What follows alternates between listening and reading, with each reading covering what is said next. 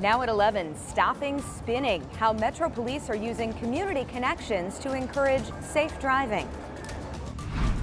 After a really cold start, we've eventually warmed up, but it's going to be another chilly night before big warm-ups on the way. We're going to let you know how warm things are about to get. And the month of May nearly here, how IMS is making sure its teams are ready for an emergency on the track. Live from Indy, you're watching 13 News.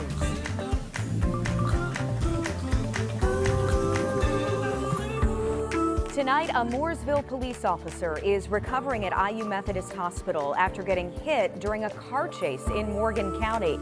Now, investigators tell us that officer will be okay. Investigators say the chase happened just after 6:45 when Morgan County deputies tried to stop a black Dodge Challenger. They say the driver sped off, heading north on State Road 67.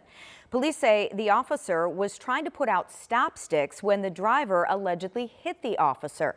They tell us officers ended the pursuit as it approached congested traffic in Hendricks County. Right now, they're still looking for the suspect, and they ask anyone with information to call the Morgan County Sheriff's Office. All right, remember this video from last summer? Spinning and street takeovers, a big problem here in Indianapolis. And as temperatures start to get warmer, Metro Police are making plans now to prevent similar problems this summer. So today, they teamed up with a car club. It's called Indy Hood Rats, and their goal, promote a safe and legal car show. Thousands of people turned out at the old airport parking garage. In fact, traffic was backed up for hours with cars trying to get in. Check out the crowds here. Last summer, IMPD did shut down several illegal street takeovers. They say they want this to be a safe, family-friendly event. So many people enjoy cars. I mean, we're the racing capital of the world. There's a time and place for everything, but that's something that we've all got in common. And this was a fundraiser, too. Money raised from today's event benefits Indiana's chapter of the American Foundation for Suicide Prevention. Tonight, we're working to get some more information about a crash this afternoon involving a Jeep and a train. This happened on the northeast side near Sherman and Massachusetts Avenue. Take a look here. You can see a damaged Jeep. There it is on the railroad tracks. We have reached out to IMPD and to CSX to learn more about this crash and any injuries. We'll let you know when we hear back. A political group today held a rally calling for justice for a man who was shot and killed by IMPD in February. We only win when we fight back. Around 24 people showed up at Willard Park, not far from where Adam Sykes was shot. They want Metro Police to release unedited body camera video to Sykes' family. The Indianapolis Liberation Center claims one of the officers involved told the other to kill him moments before opening fire. 2 weeks ago, IMPD released edited video of this incident. They say officers followed Sykes because he had an active arrest warrant. IMPD says Sykes ran from police, fell, and dropped a handgun. Officers say they fired at Sykes when he reached for that gun.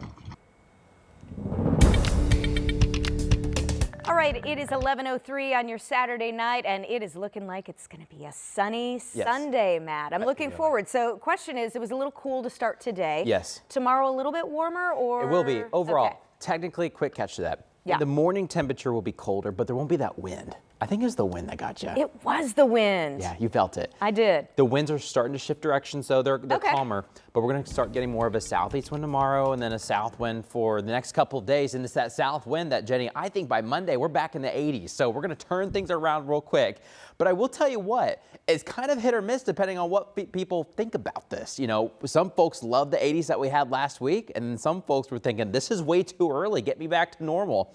And what we actually had today and what we're going to have tomorrow, a little bit closer to normal. We should be in the 60s for highs, and a lot of times our morning lows should be in the 40s this time of year. And I think that's what we're going to be shaping up overnight tonight. There's still a north wind. It's at 10 miles per hour. This morning it was around 35 miles per hour. It's breezy.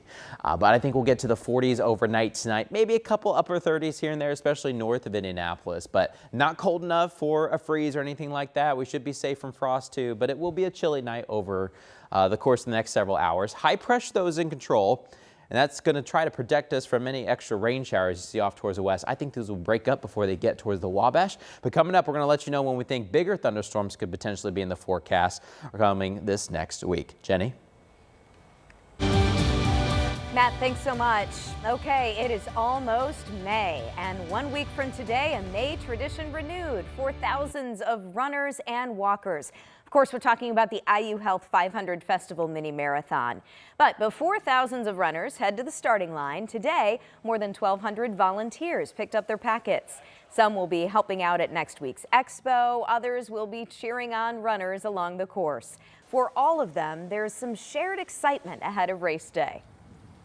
Seriously, they are committed. They're out at the track sometimes early. They're here early. They're ready to go, ready to help. They've got tons of different roles that they're working for us, especially this week being at Lucas Oil and then down on the race course. So we're very, very thankful for them. Those volunteers are valuable. The marathon is next Saturday. You can watch the Mini right here live on Channel 13 starting at 6 a.m. We're also getting closer to having Indy cars racing at IMS, but before drivers start practice for the Indy 500, emergency crews need their practice too. Our Ashton Hackman was there today as medics trained at the track. It's not just IndyCar drivers getting in some laps on the oval.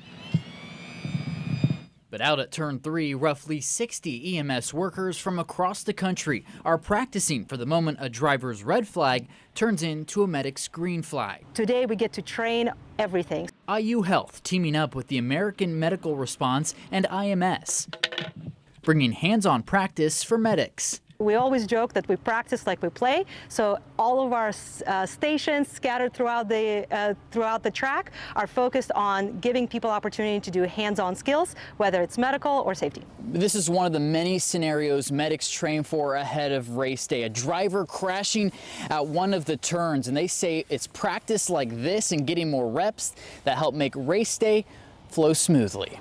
And no matter how injured the test dummy is, He has a broken back, he has a broken neck, and he has a broken leg. it's being on the track, knowing the in and out routes, and how to respond and when. That brings a peace of mind to not just the medics, but the racers and their families. I think everybody walks away feeling strong, recognizing that they're ready and feeling empowered to embark on this race season. It's training that spans months, and although it comes together at the track only once before race day, these are skills that click with medics, skills they hope they never have to use at the 500.